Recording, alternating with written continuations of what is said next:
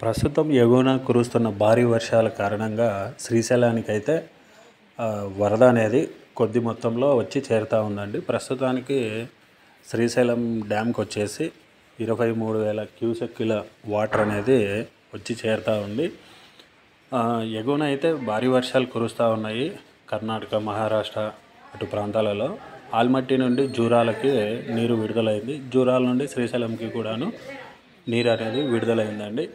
ఇది ఇలాగే కొనసాగితే మరి ఒక 5-6 రోజులలో శ్రీశైలం డ్యామ్ పూర్తిగా నిండి గేట్లు ఓపెన్ చేసే అవకాశం అయితే ఉందండి.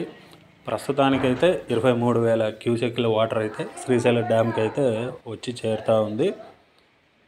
మనకి ఇంకా ఇదే విధంగా వాటర్ ఫ్లో అనేది ఇంకా కొద్దిగా పెరిగి వరద అనేది ఇంకా ఎక్కువ వస్తే త్వరలోనే డ్యామ్ గేట్లు అనేవి ఓపెన్ అవుతాయండి.